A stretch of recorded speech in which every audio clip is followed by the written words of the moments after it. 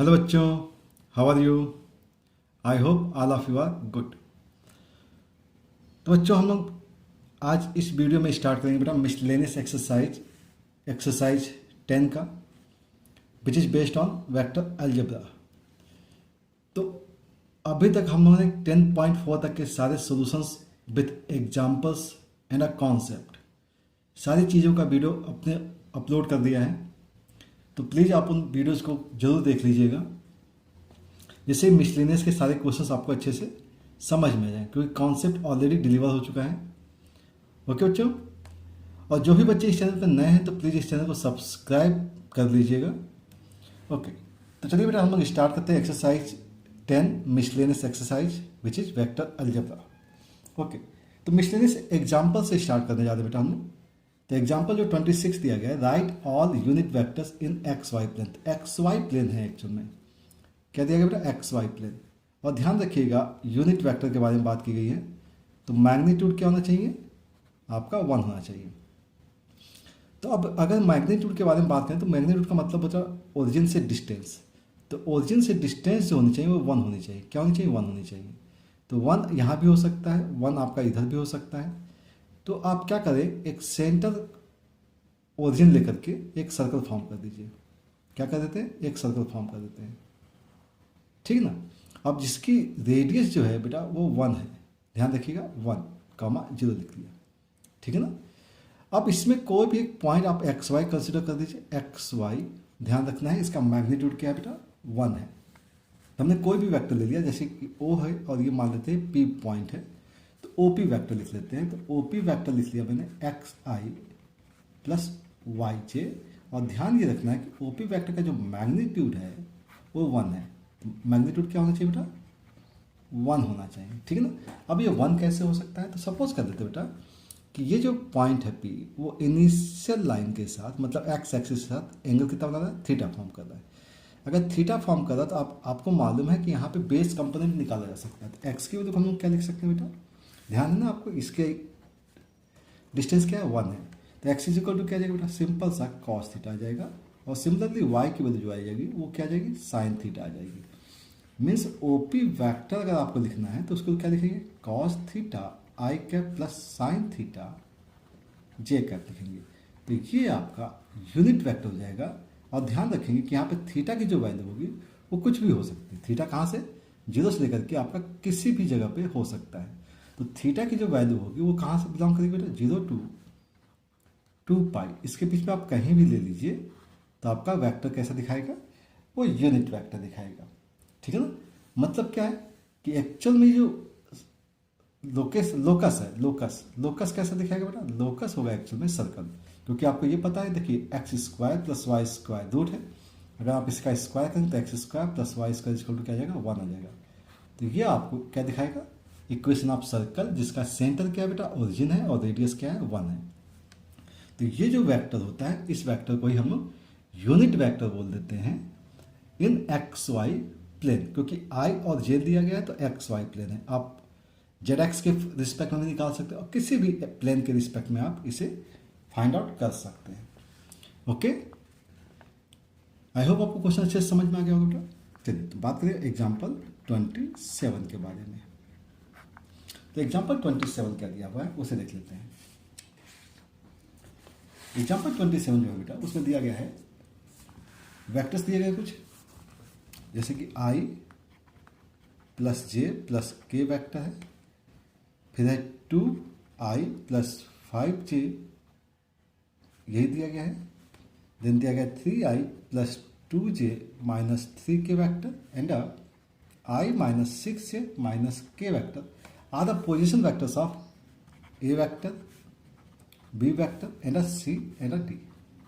ये 4 पॉइंट्स के position vectors दिए हुए बेटा। आपसे पूछा गया find the angle between A B vector and C D vector. तो इसके लिए एंगल निकालने का तरीका ये है बेटा कि आपको ए बी वेक्टर तो निकालना ही पड़ेगा। ए बी वेक्टर का मतलब क्या होता है? बी वेक्टर माइनस ए वेक्टर। तो बी माइनस ए कर दीजिए, तो बी माइनस ए देखिएगा 2i माइनस का i करेंगे तो आपके पास i कैप आ जाएगा। 5j माइनस जे करेंगे तो आपके पास 4j कैप आ जाएगा। और यहाँ पे 0 है बेटा और k को माइनस करेंगे तो माइनस का k कैप आ जाएगा। तो ये ए बी वेक्टर हो जाएगा। सिमिलरली आपको क्या करना है, सी डी वैक्टर निकाल देना है, तो डी माइनस का सी कर देना है। ध्यान रखिएगा ये पोजीशन वेक्टर ऑफ डी है और माइनस का पोजीशन वेक्टर ऑफ सी है, तो डी माइनस सी करना है, तो आई माइनस का 3j माइनस 2i कैप आ जाएगा, -6 -2 -8 जे कैप आ गया, और माइनस के और प्लस का हो जाएगा, तो प्लस का 2k कैप हो जाएगा। ठीक है, तो अगर हम यहाँ पे देख लें कि सी डी वैक्टर की वैल्यू जो है वो एक्चुअल में इसको देखा जाए तो इसके सिमिलरली दिख रही मुझे, तो -2 अगर कॉमन निकाल देंगे तो क्या आएगा, आई कैप आएगा और +4j कैप आएगा, माइनस का k कैप आ जाएगा। Means C D vector is equal to आप लिख सकते हैं -2 टाइम्स ए बी वैक्टर लिख सकते हैं। इसका मतलब हो गया C D vector is parallel to A B vector, है ना। तो अगर ए बी वैक्टर के पैरेलल है और नेगेटिव साइन है, यहाँ पर क्या है बेटा, नेगेटिव साइन है, तो नेगेटिव साइन का मतलब क्या हो गया कि जो सी डी वैक्टर की जो डायरेक्शन होगी उसके अपोजिट में आपका ए बी वैक्टर होगा। अगर ये ए बी वैक्टर दिखा दिया और ये सी डी वैक्टर दिखा दिया, दोनों एक दूसरे का अपोजिट है, तो अपोजिट में एंगल क्या होता है बेटा, एंगल ऑलवेज भी पाई, क्योंकि एक आपका एक्स एक्सिस के पॉजिटिव एक्सिस में ज़्यादा और दूसरा कैसे ज़्यादा, नेगेटिव एक्सिस में ज़्यादा, तो इसके बीच का एंगल कैसा हो गया बेटा, इसके बीच का एंगल पाई हो जाता है। ठीक है, तो आप ऐसे भी डायरेक्ट कर सकते हैं, अदरवाइज आपको एंगल निकालने का तरीका पता है कि कॉस थीटा निकालना होता है, तो कॉस थीटा से भी आप डायरेक्ट कर सकते हैं। तो आई होप आपको ये क्वेश्चन अच्छे से समझ में आ गया होगा, क्योंकि आप इससे डायरेक्ट कर सकते हैं, क्योंकि बहुत ईजी वे है, क्योंकि ये डायरेक्ट दिख रहा था तो -2 टाइम्स है। ठीक है, नेक्स्ट बात करते हैं बेटा एग्जाम्पल 28 की, एग्जाम्पल 28। ठीक है ना, एग्जाम्पल 28 क्या दिया हुआ है, दिया क्या बेटा, A dot A B C B 3 vector such that vector A का जो मैग्नीट्यूड है वो 3 है, vector B magnitude is equal to 4, vector C magnitude is equal to 5, and each one of them being perpendicular to the sum of other two, each of them being perpendicular to the sum of। तो यहाँ पे simple सी बात है बेटा कि अगर सम of other to, तो मतलब इसका सीधा सा है कि अगर एक वेक्टर जो है दूसरे वेक्टर के सम के परपेंडिकुलर है तो डॉट क्या होगा बेटा, 0 आ जाएगा। इस टाइप से बी डॉट सी प्लस ए की वैल्यू आपको 0 मिल जाएगी, और ऐसे मिल जाएगा आपको C dot A plus B is equal to 0 मिल जाएगा। इससे आपका कंक्लूजन क्या निकलेगा, देखिए A dot B plus A dot C is equal to 0 है, B dot C plus B dot A is equal to 0 है, and C dot A plus C dot B is equal to 0 है। अगर हम तीनों को add कर दें तो यहाँ पे क्या आएगा बेटा, 2 टाइम्स, ध्यान से देखिएगा ए डॉट बी यहाँ है और ए डॉट बी आपको यहाँ मिल जाएगा, तो A dot B plus B dot C plus C dot A, ऐसा ही आपको रिजल्ट मिल जाएगा। इसका मतलब हो गया कि A dot B plus B dot C plus C dot A की वैल्यू 0 है। ये कंक्लूजन आपको यहाँ से मिल जाता है। ठीक है, अब इसमें पूछा गया है कि find mod of A plus B plus C, इसका मॉड निकालना है। तो इसका मॉड बेटा क्वेश्चन का डायरेक्ट नहीं आता है, आपको क्या करना होता है, इसका स्क्वायर करना पड़ता है। इसके वजह सपोज कर लेते कि एक्स है, तो हमने क्या किया, एक्स स्क्वायर कर दिया और mod A plus mod B plus mod C का स्क्वायर निकाल दिया। स्क्वायर का फॉर्मूला आपको पता है, mod A square plus mod B square plus mod C square plus 2 times A dot B plus B dot C plus C dot A आ जाएगा। ठीक है ना, ये वैल्यू आ जाएगी। अब आपको ये वैल्यू तो पता है कि वैल्यू 0 है, तो मॉड ए का स्क्वायर बेटा 3 का square 9 plus 4 square 16 plus 5 square 25, तो ये हो गया आपके पास 25 प्लस 25 50 आ जाएगा। तो x की जो वैल्यू आएगी वो एक्चुअली क्या है, mod a plus B plus C है, इसकी जो वैल्यू आएगी इन रूट ऑफ 50 आ जाएगी, और 50 की वैल्यू क्या हो जाएगी बेटा, 5√2 हो जाएगी। तो इसका आंसर आपको 5√2 मिल जाएगा। ठीक है, तो एग्जाम्पल 28 आपका इस टाइप से कंप्लीट हो जाता है। ठीक है ना, बात करें बेटा एग्जाम्पल 29 की। Example 29, 3 vectors which satisfy the condition a plus B plus C is equal to 0। ध्यान रखिएगा बेटा, जब भी हम क्वेश्चन सॉल्व करते हैं तो आपको ध्यान रखना है कि आपको बुक को साथ में रखना है, क्योंकि तभी आप क्वेश्चन को समझ पाएंगे। आपसे कहा गया evaluate a dot B plus B dot C plus C dot A, ये आपको इवेल्युएट करना है।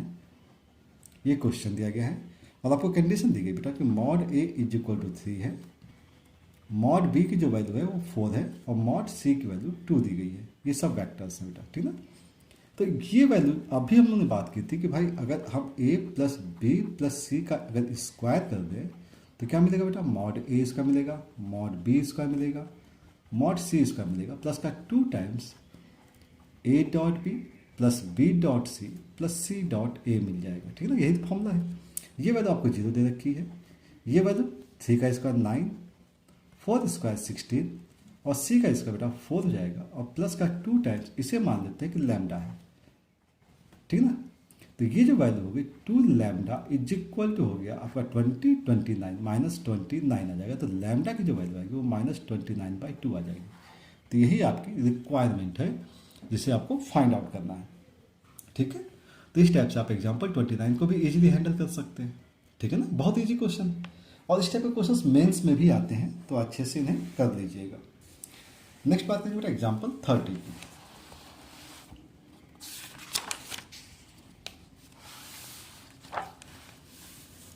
ना एग्जाम्पल 30 के बारे में बात कर लेते हैं, ठीक है ना। एग्जाम्पल 30 क्या है वो देख लेते हैं।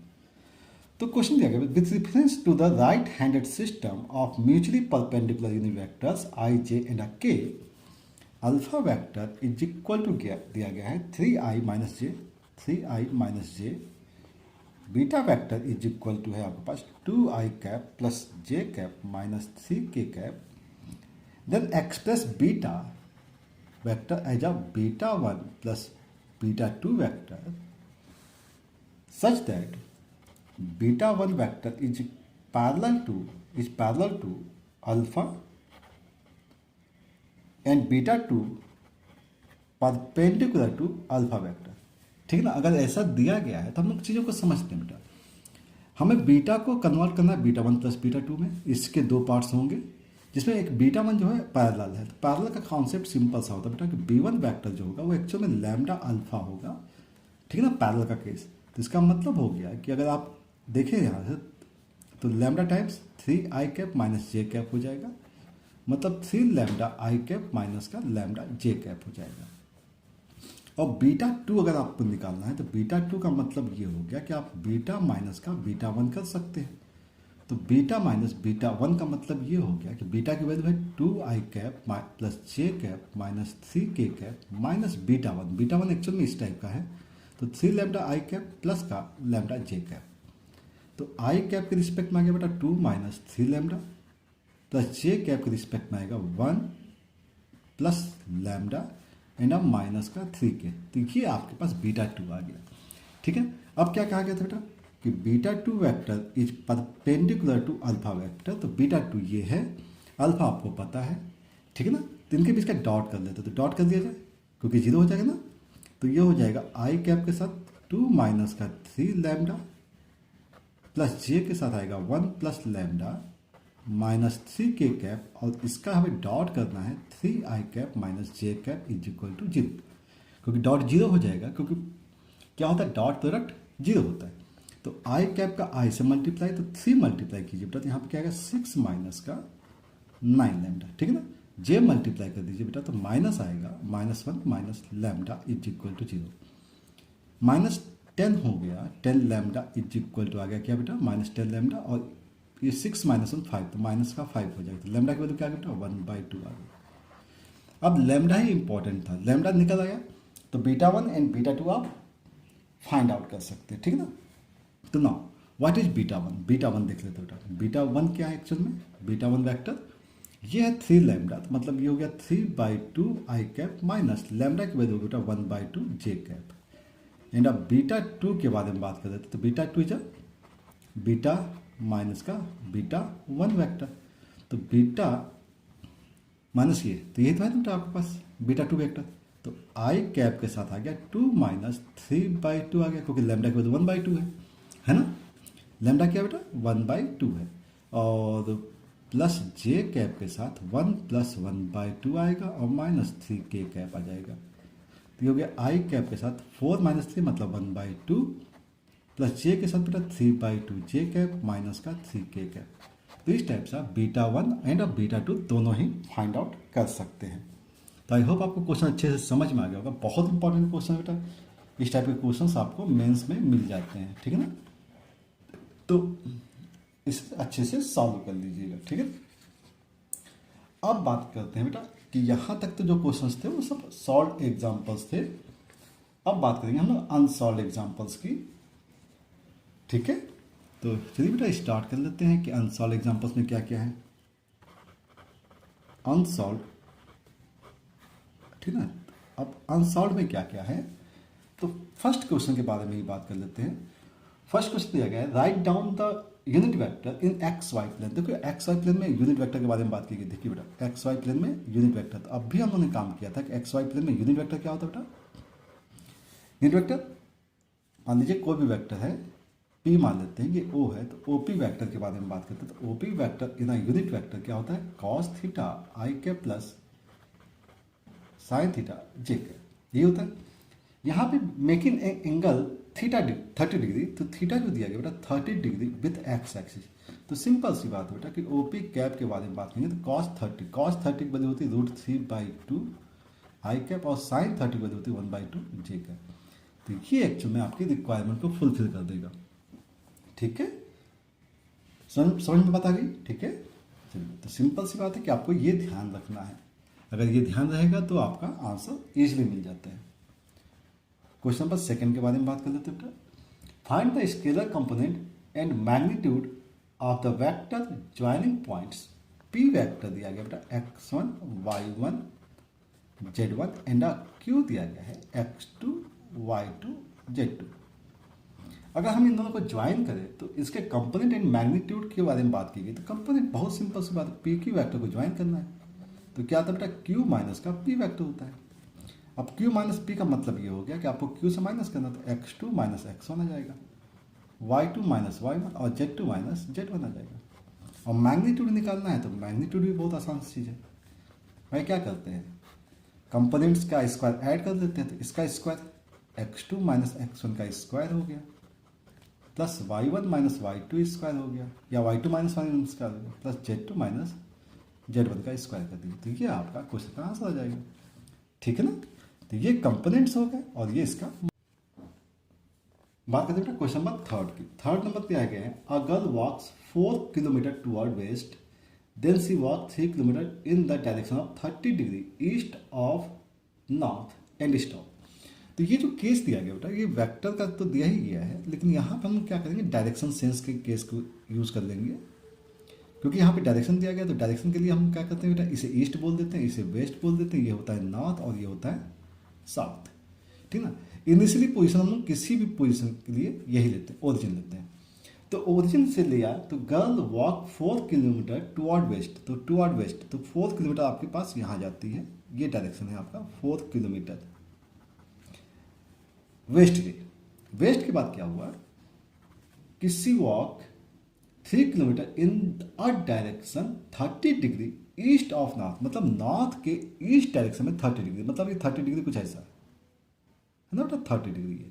तो मतलब हम इसकी पोजीशन यहाँ से ले लेंगे, ये 30 डिग्री। तो इसका मतलब ये जो इनिशियली पोजीशन होगी वो कितनी होगी बेटा, वो 60 डिग्री होगी। कितनी होगी, 60 डिग्री होगी। अब यहाँ से ये 3 किलोमीटर गई है, तो ये पोजीशन पहुँच गई। अब इस पोजीशन के बारे में आपसे कहा गया कि इस पोजीशन की वैल्यू बताइए कि यहाँ पे क्या वैल्यू आ रही होगी। तो अब सी बात है कि अगर आपको हाइपोटेन्यूज पता है, एंगल पता है, तो आप क्या कर सकते हैं, इसका बेस और कंपोनेंट निकाल सकते हैं। इसका हम नाम दे देते हैं बेटा ट्राइंगल ए बी एंड सी, ये ट्राइंगल दे दिया गया। तो इन ट्राइंगल ए बी सी अगर हम देखें तो cos 60 देख लेते हैं बेटा, तो cos 60 से क्या मिल जाएगा, मुझे बेस मिल जाएगा। cos 60 से बेस ए सी अपॉन हाइपोटेन्यूज 3 हो गया, तो cos 60 वैल्यू बेटा 1/2, तो ए सी इज इक्वल टू आ गया 3/2। ए सी की वैल्यू आ गई बेटा, ध्यान रखिएगा ए सी आ गया है। तो अब ओरिजिन से रिस्पेक्ट में क्या होगा, ये पॉइंट होगा, ओ सी निकालना है आपको। तो ओ सी वैक्टर की जो वैल्यू आएगी वो क्या आएगी बेटा, -4 और प्लस आप चले जा रहे हैं 3/2 आई कैप डायरेक्शन में, ठीक है ना। तो वैल्यू कितनी है बेटा, -5/2 आई कैप आ गया, ओ सी वैक्टर की वैल्यू आ गई, ठीक है। सिमिलरली हमें बात करनी है साइन 60 के बारे में। तो sine 60 degree is equal to आएगा परपेंडिकुलर, मतलब BC अपॉन हाइपोटेन्यूज 3 है। तो BC की जो वैल्यू आ जाएगी वो क्या आ जाएगी बेटा, 3√3/2 आ जाएगी। और ये डायरेक्शन कौन सी है बेटा, BC की, वो जे कैप की है। ठीक है, तो हम इस वेक्टर के बारे में बात करते हैं। तो OB वेक्टर अगर देख लिया जाए तो OB वेक्टर की जो वैल्यू होगी, आई की डायरेक्शन क्या बेटा, -5/2 आई कैप है और प्लस 3√3/2 जे कैप है। तो इस टाइप से आप इसकी पोजीशन को आइडेंटिफाई कर पाएंगे। ठीक है, ध्यान रखिएगा, नॉर्थ टू ईस्ट डायरेक्शन बोला गया, नॉर्थ टू ईस्ट 30 डिग्री है, तो ईस्ट टू नॉर्थ कितना होगा बेटा, 60 डिग्री हो जाएगा। और हमें एंगल यहाँ से निकालना होता है। ठीक है, तो ये क्वेश्चन नंबर 3 आप इस टाइप से कंप्लीट कर पाएंगे ना। क्वेश्चन नंबर 4 कहा गया बेटा, क्वेश्चन नंबर 4 दिया गया है, vector A is equal to vector B plus vector C दिया गया है। ठीक है ना, then is it true that mod of A vector is equal to mod of B vector plus C vector, is this true. अब आपसे ये पूछा गया है तो आप 20 सी बातें देखते हैं कि A vector is equal to B plus C. तो इसका मतलब है कि दो वेक्टर्स है बेटा, एक वेक्टर बी है और दूसरा वेक्टर सी है। इन दोनों को अगर हमने ऐड किया तो अब आपके पास एक वैल्यू आ गई, दैट इज ए वेक्टर। मतलब यहाँ से क्या मिल गया, ए वेक्टर इज इक्वल टू मिल गया B vector plus C vector. अब बात करते हैं मैग्नीट्यूड की। तो बी वेक्टर का मैग्नीट्यूड और सी वेक्टर का magnitude, sum of two sides of any triangle, sum of two sides of any triangle is always be greater equal to third side. तो थर्ड साइड से always greater होता है। ठीक है ना, और ये पॉसिबिलिटीज इक्वलिटी की तभी होती है जब ये लाइन में होते हैं। क्या होते हैं, possible when A B C are collinear. और ये जो केस है वो हमने ट्रायंगल का दिखा दिया है। और ये पॉसिबिलिटीज कब है बेटा, जब ये कोलिनियर की होती है, अदरवाइज क्या है, नॉट पॉसिबल। अदरवाइज क्या है, नॉट पॉसिबल होता है। ठीक है, अगर ये कोलिनियर वेक्टर्स हैं, जैसे कि वेक्टर बी ले लिया बेटा मैंने यहाँ पे और वेक्टर सी ले लिया, ये वेक्टर बी है, ये वेक्टर सी है, और इन दोनों का सब जो है वो वेक्टर ए है। तो अब अगर बात की जाए मैग्नीट्यूड ऑफ बी वेक्टर और मैग्नीट्यूड ऑफ सी वेक्टर, तो इस केस में वेक्टर ए का मैग्नीट्यूड सेम हो जाएगा। ठीक है ना, बात समझ में आ रही है। तो अगर कोलिनियर वेक्टर्स हैं तो आपका ये वेक्टर सेटिस्फाई करेगा, अदरवाइज दूसरे सेंस में नहीं करेगा। ठीक है, ओके। चलिए बेटा क्वेश्चन नंबर 5 के बारे में बात कर लेते हैं। Find the value of x for which x I plus J plus के इज अ यूनिट वेक्टर। अब ये एक यूनिट वेक्टर, तो अब इसी बात इसका मैग्नीट्यूड क्या आएगा बेटा, 1 आएगा। तो x के साथ इसका अगर मैग्नीट्यूड कर दिया गया तो मैग्नीट्यूड कितना आएगा बेटा, √3 इज इक्वल टू 1 हो जाएगा। और इसकी वैल्यू हो जाएगी x is equal to 1 upon √3। और आप x का मैग्नीट्यूड ले रहे हैं तो x को प्लस माइनस ले सकते हैं। तो ये सिंपल सी बात है कि ये बहुत इजी क्वेश्चन था। मैग्नीट्यूड की वैल्यू क्या थी, 1 थी, यूनिट वेक्टर था। क्वेश्चन नंबर 6 के बारे में बात करते हैं ना। क्वेश्चन नंबर 6 क्या दिया गया है, find a vector of magnitude 5 unit. 5 unit उसका मैग्नीट्यूड है and parallel to the resultant of the vectors. ध्यान रखिएगा, रिजल्टेंट ऑफ द वेक्टर बोला गया है, तो 2i 3j माइनस के एंड अ बी वेक्टर दिया गया है i cap minus 2j cap plus k cap. तो इसके रिजल्टेंट का, तो इसका रिजल्टेंट मतलब a प्लस बी वेक्टर। ठीक है ना, तो ऐड कर दीजिए बेटा, तो 2 + 1 3 आ जाएगा, 3 - 2 1 हो जाएगा, और -1 + 1 0 हो जाएगा। मतलब a प्लस बी वेक्टर आपके पास आ गया। ठीक है ना, अब आपको क्या चाहिए, क्या पैरेलल चाहिए। तो एक वेक्टर p मान लेते हैं which is parallel to a plus B and magnitude is of 5 unit. तो p vector is equal to क्या लिखेंगे बेटा आप, लैम्डा, मतलब 5 यूनिट, और इसका कैप a प्लस बी का क्या चाहिए आपको, कैप चाहिए। तो मैग्नीट्यूड 5 हो गया और इसका कैप लेते हैं। इसका कैप क्या होगा, 3i plus J cap divide by इसका मैग्नीट्यूड निकाल देते हैं, तो 9 + 1 मीन्स वैल्यू आ गई 5 3i cap plus J cap divide by √10 आ जाएगी। तो इस टाइप से आप इसका आंसर लिख सकते हैं। ठीक है, चलिए ठीक है, नेक्स्ट क्वेश्चन देखिए बेटा। Seventh number. ना what is seventh number question?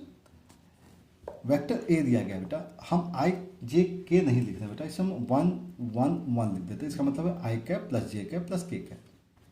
B vector is equal to दिया गया है 2 - 1 and 3 and C vector is equal to दिया गया है 1 - 2 एंड के जे 1 दिया गया है, ठीक ना, के दिया गया तो 1 लिख दिया। Find a unit vector parallel to vector 2a - b plus 3c। इस वेक्टर के पैरेलल वेक्टर चाहिए, तो पहला हम ये काम निकाल लेते हैं। 2a वेक्टर मतलब क्या हो गया बेटा? 2i cap plus 2j cap plus 2k cap minus b vector 2i cap plus j cap minus 3k cap plus 3c vector plus 3, तो 3i cap minus 6j cap plus k cap 3k cap, ठीक ना, 3 multiply कर दिया है तो 2i minus 2j I cancel हो गया, plus का 3j तो 3i कैप आ गया, 2j plus j 3j minus 6 मतलब माइनस 3j कैप हो गया, और प्लस 2 और माइनस 3 कैंसिल हो गया, प्लस का 2k कैप आ गया। ठीक है, ये वेक्टर हो चुका है। और आपको निकालना क्या बेटा? यूनिट वेक्टर पैरेलल टू, तो इसका यूनिट वेक्टर निकालना बेटा पैरेलल। तो यूनिट वेक्टर चाहिए आपको, तो यूनिट वेक्टर का मतलब ये हो गया कि भाई आपको इसका यूनिट वेक्टर निकालना है, तो 3i cap minus 3j cap plus 2k cap divide by इसका मैग्नीट्यूड निकाल दीजिए, ठीक ना। तो यहाँ कितना है 9, यहाँ 9 प्लस का 4, तो 3i cap minus 3j cap plus 2k cap divide by root के अंदर क्या बेटा 18 प्लस का रूट 22 आ जाएगा। तो यही जो वेक्टर होगा, ये वेक्टर इसके पैरेलल होगा और उसकी जो लेंथ होगी वो यूनिट वेक्टर की होगी। ठीक है, बात समझ में आ रही है? चलिए, तो ये क्वेश्चन नंबर 7 हो गया आपका सॉल्व। अब हम लोग स्लोली आगे बढ़ेंगे बेटा, क्वेश्चन नंबर 8 के बारे में बात करने जा रहे हैं, ठीक है ना।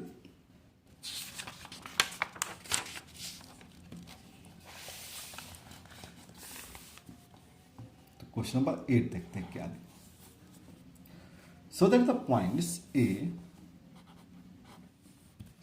1 - 2 -8, B 5 0 -2, C 11 3 7 are collinear and find the ratio in which B divides AC। तो रेशियो भी फाइंड आउट करना है, तो कोलिनियरिटी प्रूफ करनी है बेटा। तो कोलिनियरिटी प्रूफ करने के लिए बहुत सिंपल तरीका ये होता है कि आप क्या कर देते हैं, डिटरमिनेंट सॉल्व कर देते हैं। तो ABC for collinear, for collinear क्या करना है हमें, ABC का डिटरमिनेंट फाइंड आउट करना है। डिटरमिनेंट फाइंड आउट कर लीजिए 1 - 2 -8 5 0 -2 11 3 एंड 7, इसका डिटरमिनेंट फाइंड आउट करेंगे। और ये वैल्यू कैसे आनी चाहिए बेटा, 0 आनी चाहिए। तो देखिए 1 के रिस्पेक्ट में क्या रहा 0 और माइनस का 6 हो जाएगा, तो ये प्लस 6 हो जाएगा, प्लस 2 रिस्पेक्टेड 35 और ये प्लस का 22 हो जाएगा, और माइनस 8 के रिस्पेक्ट में क्या आएगा बेटा 15 आ जाएगा, ठीक ना। तो यह बेटा कितना 6 आ गया, ये वैल्यू हो जाएगी आपकी 57 टू जा 114 और माइनस का 120। अगर आप इसे कैलकुलेट करें तो रिजल्ट क्या आ जाएगा 0 आ जाएगा। मतलब क्या सो हो गया बेटा, पॉइंट्स आर कोलिनियर। अब आपको ये पूछा गया है कि बी जो है AC को किस रेशियो में डिवाइड कर रहा है। तो बी पॉइंट AC को, A की वैल्यू क्या बेटा 1, हाँ तो बेटा क्या था, पॉइंट A दिया गया है, A पॉइंट दिया गया है 1 -2 -8 है, एंड अब 11 3 7 C पॉइंट दिया गया है, और B पॉइंट आपको दिया गया है 5 0 एंड अब -2। अब बेटा ये किस रेशियो में कट करता है, तो हम लोग क्या कर लेते हैं, इसको K और 1 का रेशियो एज्यूम कर लेते हैं, ठीक ना। अब क्या करेंगे, रेशियो फॉर्मूला लगा सकते हैं। रेशियो फॉर्मूला आपको पता है बेटा, x की जो वैल्यू होती है x is equal to K multiply with x, 11K आ जाएगा, और फिर 1 मल्टीप्लाई विथ x, तो यहाँ क्या आ जाएगा 1 आ जाएगा, डिवाइड बाई K प्लस 1, यहाँ डिवाइड कर दीजिए, जाएगा 5K प्लस 5 इज इक्वल जाएगा 11K प्लस 1 आ जाएगा। ट्रांसफर कीजिए बेटा इधर, तो यह जाएगा 6K और ये वैल्यू आ जाएगी 4, तो K की वैल्यू आ जाएगी 2/3। मतलब B जो है वो A एंड C को 2 और 3 के रेशियो में डिवाइड कर रहा है, ठीक है ना। तो ये आपका सोल्यूशन आ जाएगा, ठीक है ना। मतलब क्या हो गया, A B C are collinear. तो यही आपने प्रूफ किया था, ए बी सी क्या है, कोलिनियर है, ठीक है बेटा। बात करें next question, question number 9th। Okay, now question number 9th क्या दिया है, find the position vector of point R which divide the line joining two points P and Q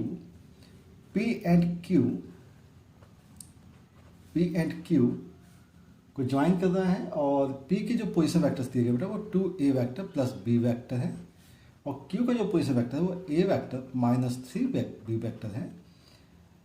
externally in the ratio 1:2, externally कर रहा है बेटा, क्या कर रहा है, एक्सटर्नली। तो 1 और 2 का रेशियो ध्यान रखिएगा।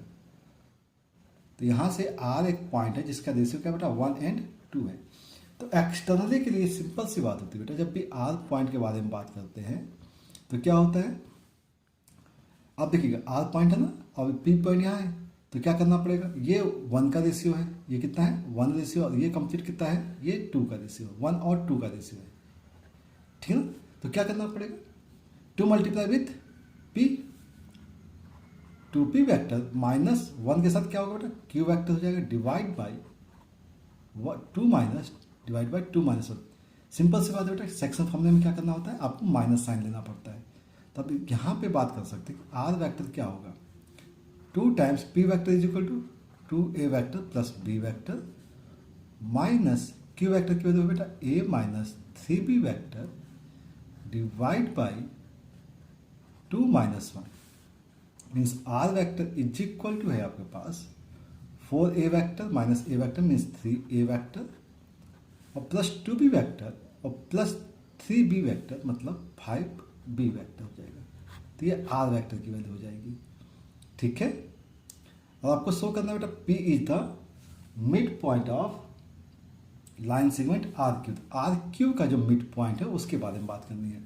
तो आर एंड क्यू का जो मिड पॉइंट होगा उसके बारे में बात करते हैं। तो आर का पॉइंट क्या बेटा 3a vector plus 5b vector और plus a vector minus 3b vector और डिवाइड बाई 2 करना है। मिड पॉइंट निकालना है ना, मिड पॉइंट के 2 करना होता है। तो 3a plus 3a vector plus a vector 4a vector और प्लस आएगा 2b वेक्टर डिवाइड बाई 2, और इसकी वैल्यू निकालेंगे तो 2a वेक्टर प्लस का b वेक्टर आएगा। और यही पॉइंट क्या है बेटा, ये पॉइंट p है। तो मिड पॉइंट क्या दिखा दिया, p वेक्टर दिखा दिया, मीन्स आर क्यू को p जो है बाइसेक्ट कर रहा है, ठीक है ना, मिड पॉइंट है। तो क्वेश्चन नंबर 9 आप इस टाइप से सॉल्व कर सकते हैं ना। क्वेश्चन नंबर 10 के बारे में बात कर लेते हैं।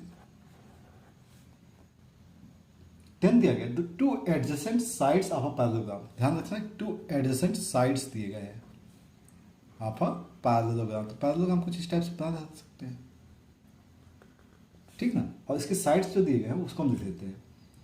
दिया गया बेटा 2 माइनस 4 एंड ऑफ 5, एक वेक्टर ये दिया गया है, और दूसरा दिया गया 1 माइनस 2 माइनस 3, तो 1 माइनस 2 माइनस 3, ठीक ना।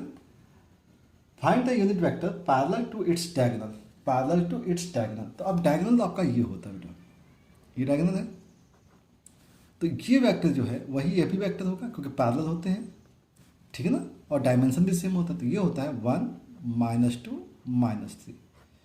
तो डायगोनल का अगर बात करें, डायगोनल का मतलब क्या होगा बेटा, अगर मान लीजिए p वेक्टर है और ये q वेक्टर है तो p प्लस q आ जाएगा, p प्लस q वेक्टर आ जाएगा।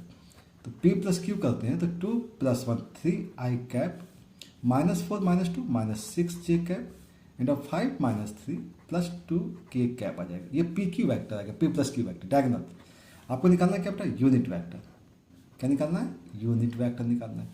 तो यूनिट वेक्टर किसके पैरेलल बेटा, इसके पैरेलल होना चाहिए। तो ऑब्वियस सी बात है जो भी वेक्टर आप निकालेंगे वो ऑब्वियस सी बात है वो क्या होगा, इसके पैरेलल होगा। इसके पैरेलल चाहिए आपको यूनिट वेक्टर, तो इसके पैरेलल वेक्टर तो यही है। अब इसके पैरेलल चाहिए लेकिन उसका मैग्नीट्यूड क्या होना चाहिए, यूनिट होना चाहिए। तो अब यूनिट निकाल देते हैं। तो यहाँ से 3i cap minus 6j cap plus 2k cap divide by its magnitude. Magnitude निकालने का तरीका 3 स्क्वायर 9, 6 स्क्वायर 36 प्लस ये हो जाएगा 4। तो ये आ जाएगा 3i cap minus 6j cap plus 2k cap divide by, यहाँ देखें तो वैल्यू कितनी है बेटा 49 का रूट 7। तो ये आपका आंसर हो जाएगा, ठीक है ना।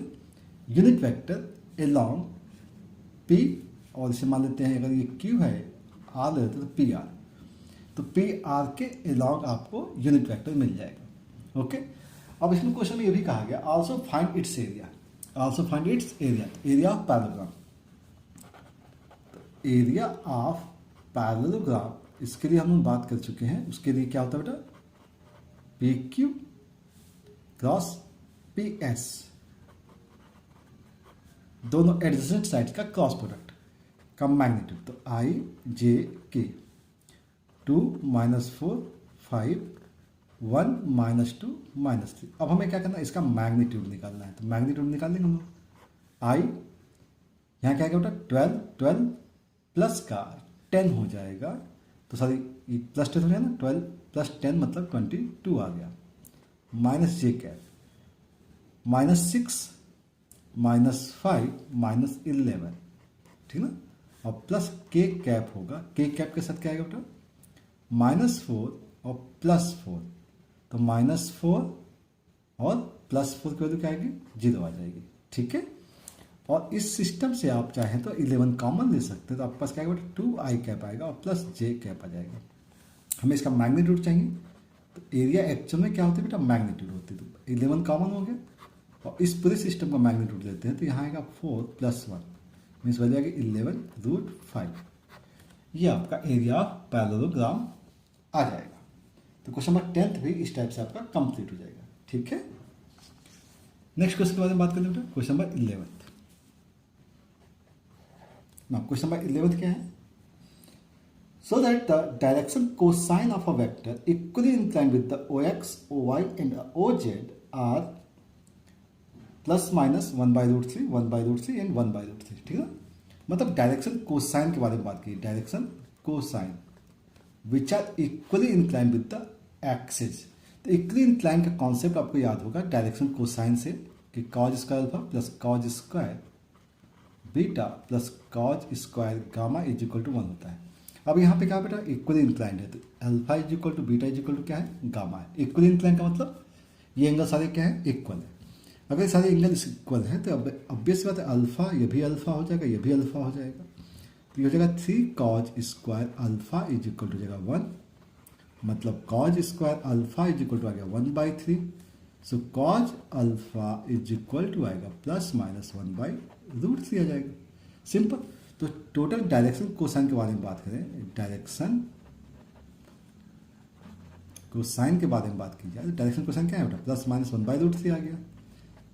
नेक्स्ट का भी ±1/√3 होगा, क्योंकि सारे एंगल्स इक्वल हुए तो सभी एंगल्स क्या होंगे cause alpha cause alpha cause alpha, तो अल्फा टाइप से ही होंगे।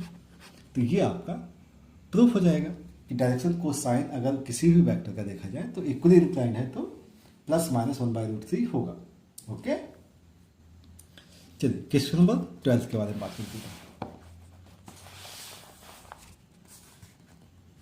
क्वेश्चन नंबर 12 देख लीजिए, ठीक है ना। Okay, let vector A B C दिया हुआ है, तो ए बी सी पहले हम लोग नोट कर लेते हैं। वेक्टर ए दिया गया है आपको i + 4j + 2k, तो i + 4j + 2k, ठीक है ना। बी वेक्टर दिया गया है 3i - 2j and a +7k दिया गया है, and a c vector is given as a 2i - j and a +4k दिया गया है। फाइंड अ वेक्टर d, ध्यान रखिएगा d वेक्टर क्वेश्चन है, d वेक्टर क्या बेटा क्वेश्चन है, ठीक है। अब इस d वेक्टर को निकालना है मुझे, which is perpendicular to both a and b। तो d जो है वो a पर परपेंडिकुलर है तो इसका मतलब 0 होगा, b पर भी परपेंडिकुलर है तो b डॉट d की वैल्यू भी 0 होगी, एंड c डॉट d की वैल्यू दी गई बेटा 15, ठीक है ना। d डॉट d की वैल्यू क्या है 15 दी गई, c डॉट d की वैल्यू। अब मुझे नहीं पता है कि d की वैल्यू क्या है, तो d की वैल्यू को हम लोग एज्यूम करने क्या x y एंड z, ये एज्यूम कर दिया, ठीक है। अब a डॉट डी करते हैं बेटा, a डॉट डी करेंगे तो डॉट करिएगा, ध्यान से देखिएगा, a का d के साथ डॉट, तो 1 का x हो जाएगा +4y + 2z is equal to हो जाएगा 0, ये फर्स्ट इक्वेशन हो जाएगी। सिमिलरली हम बी का डी के साथ करेंगे तो 3x minus 2y plus 7z is equal to again 0 आ जाएगा। और सी का डी के साथ डॉट करते हैं तो 2x minus Y plus 4z is equal to आ जाएगा 50। ये आपके पास 3 इक्वेशंस आ गए बेटा। अब इन 3 इक्वेशंस को हमें सॉल्व करना है और इससे x y z की वैल्यू फाइंड आउट करनी है। तब इस इक्वेशन को सॉल्व करने का तरीका आपको पता है कि हम लोग क्या कर सकते हैं, इसको मैट्रिक्स मेथड से भी कर सकते हैं या डायरेक्ट सब्स्टिट्यूशन से भी सॉल्व कर सकते हैं, ठीक है ना। तो हम लोग एक काम करते हैं, फर्स्ट एंड और सेकंड लेते हैं। तो हम फर्स्ट एंड सेकंड, तो फर्स्ट इक्वेशन जो दी गई है वह x plus 4y plus 2z is equal to दिया गया 0। इसमें 2 मल्टीप्लाई कर दीजिए तो 6x minus 4y plus 14z is equal to आ जाएगा 0। दोनों को ऐड कर देते तो ये कैंसिल आउट हो जाएगा बेटा। ये हो गया 7x plus 16z is equal to 0, एक काम हो गया। इसी टाइप से आप इसमें 2 मल्टीप्लाई करके इन दोनों को ऐड कर दीजिए। ध्यान रखिएगा हम बात करेंगे y को कैंसिलेशन की, ठीक है ना, फिर बात करेंगे x की कैंसिलेशन की, ठीक है ना। तो ये 3x minus 2y plus 7z is equal to है 0। यहाँ 2 मल्टीप्लाई किया तो 4x minus 2y plus 8z is equal to है 30। माइनस कीजिए तो माइनस ये प्लस हो जाएगा तो यहाँ पे आएगा minus x minus Z is equal to minus 30। तो x plus Z is equal to आ गया 30। अब x प्लस जेड आपको यहाँ से मालूम है, 7x प्लस 16z आपको यहाँ से मालूम है। तो यहाँ से आप चाहें तो x की वैल्यू लगा सकते हैं। x की वैल्यू क्या है 30 माइनस जेड, तो 7 टाइम्स x की वैल्यू क्या बेटा 30 minus Z plus 16z is equal to है 0। तो वैल्यू क्या होगा बेटा 210 माइनस 7z और प्लस का 16 तो हो जाएगा बेटा 9z हो जाएगा इज इक्वल टू 0 हो जाएगा। तो 9z की वैल्यू कितनी आएगी बेटा माइनस का 210 आ गया। तो z इज इक्वल टू आएगा माइनस 210 डिवाइड बाई 9। 3 से कैंसिल कर सकते हैं तो 3 3 जा और 3 7 जा, ठीक है। तो माइनस 70/3 आ जाएगा जेड की वैल्यू। अब जेड की वैल्यू अगर माइनस 70/3 तो एक्स की वैल्यू क्या जाएगी बेटा, एक्स की वैल्यू आएगी 30 माइनस जेड तो प्लस का 70 डिवाइड बाई 3 तो कितना हो गया 90 प्लस 70 160/3 हो जाएगा, ठीक है। अब बात करेंगे कि अगर x और z आपको मालूम है तो हम यहाँ पे किसी में भी लगा सकते हैं। x की value 160/3 plus 4z plus 2z है तो मतलब माइनस का 140/3 इज इक्वल टू आ गया 0। 160 माइनस 140 20 आ जाएगा तो ट्रांसफर कर सकते हैं। तो 4z इज इक्वल टू आएगा माइनस 20/3 मीन्स जेड की वैल्यू आएगी माइनस का 5/3 तो जेड आ गया, ठीक है। एक्स वाई जेड जब तीनों ही पता हो गए हैं तो हमारे पास डी वेक्टर क्या आ गया बेटा, डी वेक्टर आ गया आपके पास। देखिएगा एक्स वाई जेड है ना, तो एक्स की वैल्यू क्या होगी 160/3 आई कैप। वाई की वैल्यू क्या होगी, सॉरी ये वाई की वैल्यू थी, ये 4y था बेटा, ये y है और ये y है मीन्स माइनस 5/3 जे कैप। और जेड की जो वैल्यू है वो है माइनस का 70/3 के कैप इज इक्वल टू। तो ये वैल्यू किसकी आ गई बेटा, ये वैल्यू किसकी डी वेक्टर की आ गई, ठीक है ना। तो इसका आंसर एक बार चेक कर लीजिए, चलिए चेक कर लेते हैं 10 ठीक है 160, ठीक है ओके बेटा। तो क्वेश्चन नंबर 12 इस टाइप से आप कंप्लीट कर सकते हैं ना। क्वेश्चन नंबर 13 के बारे में बात कर लेते हैं। देखिए इक्वेशन को किसी भी टाइप से आप सॉल्व कर सकते थे, तो मुझे ये थोड़ा सा जल्दी हो जाता है इसलिए हमने इसी टाइप से सॉल्व कर दिया, एलिमिनेशन मेथड, ठीक है ना। 13 the scalar product of the vector I plus J plus K with a unit vector along the sum of the vector this and this is equal to 1, ठीक है ना। Scalar product of vector देखो ध्यान सुनिएगा बेटा, scalar product of the vector I plus J plus के दिया गया है। इसके साथ हम किसी भी वेक्टर का प्रोडक्ट कर रहे हैं और वो क्या है बेटा with unit vector along the sum of, तो सम ऑफ ध्यान रखिएगा सम ऑफ दिया गया है, कुछ वेक्टर्स दिए गए हैं 2i plus 4j 2i plus 4j minus 5k vector दिया गया और प्लस हमें सम करना बेटा lambda I cap plus 2j cap plus 3k cap है। हमें क्या करना है इसके सम को निकालना है और पूछा गया कि भाई इसका यूनिट वेक्टर है, इसके साथ अगर हम इसका डॉट करें ठीक है ना तो लैम्डा की वैल्यू क्या होगी, तो कर लेते हैं बेटा सम निकाल दिया जाए। तो 2 प्लस लैम्डा आई कैप हो गया plus 4j plus 2k 6j cap हो गया, -5 मतलब माइनस का 2k हो गया। सम निकाल दिया बेटा। अब इसको यूनिट वेक्टर में कन्वर्ट करना है, तो ये से यूनिट वेक्टर में कन्वर्ट कीजिए। तो यूनिट वेक्टर का मतलब क्या होता है बेटा, 2 plus lambda I cap plus 6j cap minus 2k cap divide by its magnitude.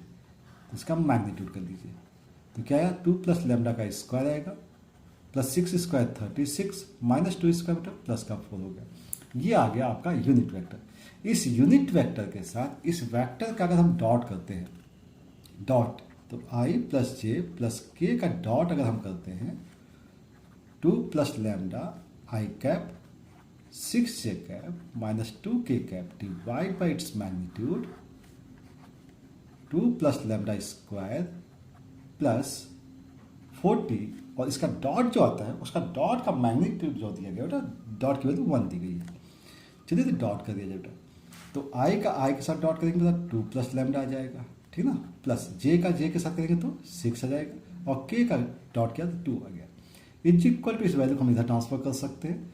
तो अंडर रूट पे जो वैल्यू आ रही है वो क्या आ रही है बेटा, इसका स्क्वायर भी कर देते हैं, ठीक ना, क्योंकि लैम्डा निकालना ना, 4 plus lambda square plus 4 lambda plus 40 आ गया। 2 से 2 कैंसिल हो सकता है और लैम्डा प्लस 6 है। तो आप सॉल्व करने के लिए क्या करना चाहिए, स्क्वायर करना चाहिए दोनों साइड का। तो सॉल्व करने के लिए स्क्वायर कर लेते, तो लैम्डा स्क्वायर आ गया बेटा, 6 का स्क्वायर 36 प्लस आपके पास आएगा 12 लैम्डा इज इक्वल टू आ गया 4 plus lambda square plus 4 lambda plus 40। Lambda square cancel हो गया। ध्यान से देखिएगा 12 लैम्डा है, यहाँ 4 लैम्डा ट्रांसफर करेंगे तो 8 लैम्डा आ जाएगा इज इक्वल टू यहाँ 44 है, 44 माइनस 36 बेटा कितना आएगा, 8 आ जाएगा। तो लैम्डा की वैल्यू क्या आ गया बेटा, 1 आ गया। तो बहुत सिंपल सा आंसर आ गया, लैम्डा की वैल्यू 1। ठीक है, तो क्वेश्चंस को अच्छे से रीड कीजिए, और रीड करने के बाद क्वेश्चन बहुत इजीली सॉल्व हो जाते हैं। ठीक है, ओके। नेक्स्ट क्वेश्चन के बारे में बात करते हैं बेटा कि क्वेश्चन नंबर 14 जो दिया गया है वो क्वेश्चन है, if ABC are mutually perpendicular vectors of equal magnitude. इस चीज को समझिए बेटा। क्वेश्चन नंबर 14 में क्या है, ABC आर म्यूचुअली परपेंडिकुलर कहा गया। तो म्यूचुअली परपेंडिकुलर का मतलब ये हो गया कि सबके बीच का एंगल क्या बेटा, 90 डिग्री। तो A vector dot B vector, B vector dot C vector, और सी वेक्टर का डॉट ए वेक्टर के साथ रिजल्ट क्या है, 0 है। और सबके मैग्नीट्यूड भी क्या है बेटा, इक्वल है। और यहां पे एक रिजल्ट और दिया गया है, C dot D, so that the vector C dot D is equal to 15 is equally inclined to the vector A B and C. अब सी डॉट डी जो दिया गया, so that C dot D is equal to 15, ठीक ना, is equally inclined with vector A B and C. तो आपको पहला काम तो ये करना है बेटा कि आपको डी वेक्टर चाहिए। क्या चाहिए, डी वेक्टर। अब डी वेक्टर तो आपको पता नहीं है, तो डी वेक्टर के लिए आपको एज्यूम करना पड़ेगा डी वेक्टर क्या हो सकता है, ठीक है ना। तो हम क्या कर सकते हैं, और उनके बीच का इक्वली इंक्लाइनेशन के बारे में बात की गई है। क्या कहा गया, इक्वली इंक्लाइंड। तो डी वेक्टर का हमने सपोज कर लिया बेटा कि डी वेक्टर की जो वैल्यू है वो एक्स वाई और जेड है, एक्स वाई एंड जेड है, और ये इक्वल है बेटा, ये 0 नहीं है, सॉरी, मैग्नीट्यूड क्या है, इक्वल है। डी वेक्टर का हमने ये मान लिया, तो सी के साथ अगर डॉट किया जाए डी को, तो क्या होना चाहिए, 15 आना चाहिए, ठीक है। अब हमें कोई यहाँ पे कोई भी वेक्टर्स आपको नहीं दिए गए हैं, बस ये दिया गया है कि म्यूचुअली परपेंडिकुलर्स हैं और उनके मैग्नीट्यूड्स सेम है। तो इक्वली इंक्लाइंड के लिए क्या करना चाहिए कि डी के साथ सबका मल्टीप्लाई करके देख लेते हैं कि भाई उनके बीच का एंगल क्या होगा, ठीक है। हाँ तो बच्चों, क्वेश्चन क्या कहा गया बेटा, A dot B, A B C are mutually perpendicular having same magnitude, and ये कंडीशन जो बेटा है वो गलत है। यहाँ पे ये कहा गया है कि ए बी सी जो है वो equally inclined with the vector of A plus B plus C. तो equally inclined with the vector, अगर हमने इसे सपोज किया पी वेक्टर है, तो ए के साथ इसका एंगल, बी के साथ एंगल और सी के साथ एंगल क्या है, इक्वली इंक्लाइंड है। तो डी का कोई कॉन्सेप्ट है नहीं यहाँ पर, ठीक है। तो ए प्लस बी प्लस सी के साथ क्या कर रहा है, इक्वली इंक्लाइंड है। तो सिंपल सी बात, इक्वली इंक्लाइंड है तो हम एक काम करते हैं, ए डॉट पी वेक्टर करके देखते हैं। तो ए डॉट ए करके देखिए, प्लस का ए डॉट बी हो जाएगा, प्लस ए डॉट सी आ जाएगा। तो A dot C, A dot B की वैल्यू 0 होगी, तो वैल्यू क्या आ गया बेटा, मॉड ए स्क्वायर आ गया, ठीक है ना। ए डॉट बी आ गया आपके पास, ए डॉट पी की वैल्यू, तो ए डॉट पी की वैल्यू क्या आ गई, मॉड ए स्क्वायर आ गया। अच्छा, हम एंगल के बारे में बात करें तो ए के साथ ये एंगल क्या फॉर्म कर रहा है, तो अगर एंगल के बारे में बात की जाए तो कॉस थीटा क्या कर सकते हैं एंगल के बारे में, तो कॉस थीटा की जो वैल्यू आएगी, कॉस थीटा अगर मान लीजिए कॉस थीटा फॉर्म कर रहा है तो ए डॉट पी अपॉन क्या होता है बेटा, मैग्नीट्यूड ऑफ ए वेक्टर और पी वेक्टर का मैग्नीट्यूड। तो ए डॉट बी की वैल्यू बेटा क्या आ गई, मॉड ए स्क्वायर आ गया। यहाँ पे क्या है, मॉड ए वेक्टर है, ठीक है ना। ए डॉट पी की वैल्यू क्या आ गई, mod A square upon mod ए, और मॉड पी की वैल्यू अगर देखेंगे तो ये वैल्यू आएगी, ठीक है ना, vector A plus vector B plus vector C का मैग्नीट्यूड। ओके, ये कैंसिल आउट हो गया बेटा, तो क्या गया, वेक्टर ए आ गया अपॉन में vector A plus vector B plus vector C आ गया का मैग्नीट्यूड, सॉरी कंप्लीट का मैग्नीट्यूड है बेटा ये, सॉरी ये गड़बड़ लिख दिया था मैंने, ये लिखना है ए वेक्टर का magnitude divide by complete magnitude of A plus B plus C लिख देना है, ठीक है। ये केस है। सिमिलरली बात करें अगर कॉस थीटा है और दूसरे का एंगल क्या है बेटा, दूसरे वेक्टर के साथ बी वेक्टर के साथ अगर बात करें तो बी वेक्टर के साथ अगर मान लीजिए इसका एंगल जो है वो अल्फा हो जाता है या कॉस बीटा मान लेते हैं, ठीक ना।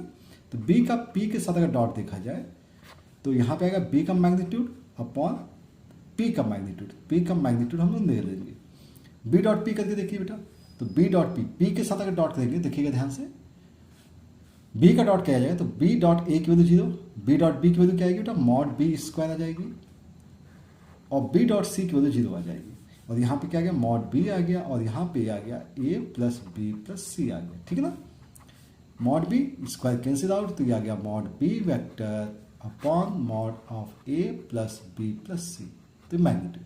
अब आपको ये मान लो बेटा बी वेक्टर का मैग्नीट्यूड जो है वो ए वेक्टर के इक्वल है ना। तो इसका मतलब ये होगा कि ए वेक्टर का मैग्नीट्यूड अपॉन में आप इसे लिख सकते हैं ए प्लस बी प्लस सी लिख सकते हैं ना। तो मतलब कॉस बीटा और कॉस थीटा दोनों सेम हो गए, सेम हो गए ना। इसी टाइप से आप क्या कर सकते हैं, वो वेक्टर जो है वो सी के साथ भी एंगल क्या बनाएगा, वो सेम एंगल बनाएगा। तो equally inclined with the vectors A B and C, which one, P vector A plus B plus C vector. Okay, चलिए नेक्स्ट क्वेश्चन के बारे में बात करते हैं, क्वेश्चन नंबर 15 देख लेते हैं। Prove that the vector a vector plus b vector dot a vector plus b vector is equal to mod of a square plus mod of b square if a and a b are perpendicular। अब ये भी perpendicular तो ये condition होती है, तो simply हम लोग क्या कर सकते हैं, a डॉट बी का ये मॉड है ना बेटा, मॉड का स्क्वायर हो गया, क्योंकि a vector dot a vector क्या होता है, मॉड a का स्क्वायर होता है, ठीक है ना। तो ये हो गया, इसका स्क्वायर कर देते हैं तो ए स्क्वायर आएगा प्लस बी स्क्वायर आएगा और प्लस आता है 2a vector dot B vector. अब अगर a डॉट बी 0 हो जाए, a डॉट बी 0 हो जाए इम्प्लाइज दैट क्या होता है बेटा, a vector perpendicular to b vector, क्योंकि आपसे कहा गया है कि वेक्टर a और वेक्टर b जो है वो 0 वेक्टर नहीं है, vector a and uh vector b are not 0 vector. तो अगर ये वेक्टर 0 नहीं है तो ऑब्वियस सी बात है क्या होगा, परपेंडिकुलर होगा। तो परपेंडिकुलर होगा तो ये वैल्यू क्या आ गई, 0 आ गई। अगर ये वैल्यू 0 हो गई तो इसका मतलब हो गया कि मॉड ए प्लस बी का square is equal to mod A square plus mod B square आ जाएगा। तो इस टाइप से ये क्वेश्चन नंबर 15 प्रूफ हो जाएगा, ठीक है। चलिए बात करें नेक्स्ट क्वेश्चन। तो यहाँ पे जो क्वेश्चन दिए गए बेटा वो ऑब्जेक्टिव क्वेश्चन है, तो उनको ऑब्जेक्टिव देख लेते हैं। 16 number, theta is the angle between the vectors A and B और ए डॉट बी की वैल्यू दी गई है 0 से बड़ी, तो क्या होगा। तो अब आपको मालूम है कि A dot B is equal to होता है बेटा ए वेक्टर का magnitude B vector magnitude into cos of theta. ये ऑलरेडी मैग्नीट्यूड है, पॉजिटिव होता है, ये भी पॉजिटिव है, तो कॉस थीटा क्या होना चाहिए, पॉजिटिव होना चाहिए फॉर दिस रीजन। मीन्स क्या गया बेटा, cos theta should be greater than 0। और थीटा की वैल्यू पॉजिटिव कब होती है बेटा, 0 से लेकर के π/2 के बीच में, क्योंकि कॉज 0 से 90 के बीच में पॉजिटिव होता है। तो आप इसको लिख सकते हैं 0 to π/2 लिख सकते हैं, ठीक है ना। 17 नंबर के बारे में बात कर देते हैं। A and B 2 unit vectors, ध्यान रखिएगा A and B are 2 unit vectors and theta is the angle between them, then A plus B is a unit vector if A plus B is a unit vector if. ध्यान रखिएगा A plus B is a resultant और A plus B का magnitude के बारे में बात की गई, इसकी वैल्यू क्या होनी चाहिए बेटा, 1 होनी चाहिए। 1 कब हो सकती है, जब हम इसका स्क्वायर करके देख लेते हैं। स्क्वायर कर लिया तो वैल्यू क्या आ गया बेटा 1 आ गया। अब इसका स्क्वायर करते तो आपको मालूम है ए स्क्वायर आता है plus B square plus 2a.b is equal to क्या आएगा 1। ये मैग्नीट्यूड 1 है बेटा, ये भी 1 है तो 1 + 1 2 आ गया, 2 + 2 times A B cos theta कर सकते हैं इज इक्वल टू 1 आएगा। मीन्स वैल्यू क्या आ गया बेटा यहाँ पे -1 तो ए की वैल्यू मैग्नीट्यूड में 1 है, ये भी वैल्यू 1 है तो cos theta is equal to क्या आएगा बेटा, इधर ट्रांसफर किया तो -1 और ये 2 यहाँ जाएगा तो -1/2। मीन्स थीटा की जो वैल्यू होनी चाहिए वो क्या होनी चाहिए बेटा 2π/3 120 डिग्री अगर होगा तो उसका रिजल्टेंट का मैग्नीट्यूड भी 1 ही होगा। ओके, तो क्वेश्चन नंबर 17 आप इस टाइप से सॉल्व कर सकते हैं। ठीक है, बात करेंगे बेटा क्वेश्चन नंबर 18 की। अब यहाँ क्वेश्चन को दिया गया कुछ सिंबल दिया गया J क्रॉस K दिया गया है बेटा, प्लस का J.I क्रॉस K है और प्लस K का I क्रॉस J दिया गया है। तो जब भी J क्रॉस K करते हैं ध्यान से देखिएगा ये साइक्लिक प्रोसेस होता है बेटा, ये I है, ये J है और ये K है, सेम साइड के बाद ध्यान रखिएगा।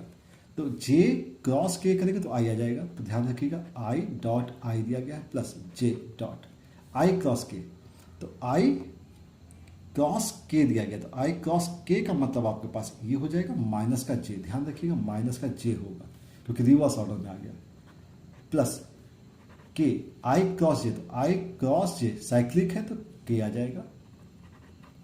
तो I.I की वैल्यू बेटा 1 होती है, J.J की वैल्यू यहाँ पे -1 आएगा और ये प्लस का 1 आ जाएगा, तो वैल्यू क्या आ जाएगी बेटा 1 आ जाएगी। तो ये क्वेश्चन आपका सॉल्व हो जाएगा। क्वेश्चन नंबर 18 का आंसर क्या आ जाएगा बेटा 1 आ जाएगा। ठीक है ना, क्वेश्चन नंबर 19 के बारे में भी बात कर लेते हैं। लास्ट क्वेश्चन बेटा इस एक्सरसाइज का, तो question number 19, if theta is the angle between any two vector A and uh vector B and mod A dot B is equal to दिया गया mod of A cross B दिया गया है, then theta is equal to, बहुत simple सा case है बेटा, A dot B का मतलब होता है बेटा ए बी कॉस थीटा और mod of A cross B का मतलब होता है ए बी साइन थीटा। दोनों कैंसिल हो जाएंगे बेटा, और कॉस थीटा और साइन थीटा की वैल्यू इक्वल कब होती है ये सबको पता है, थीटा की वैल्यू कब होती है बेटा π/4 पर दोनों की वैल्यू क्या हो जाती है इक्वल हो जाती है। ठीक है, तो इस टाइप से हम लोगों ने क्वेश्चन कंप्लीट कर दिया बेटा। तो ये chapter vector algebra chapter 10 NCERT आपका कंप्लीट सॉल्यूशन हो गया। आई होप आप लोग को अच्छे से समझ में आएगा सारे questions. Okay, thank you for watching.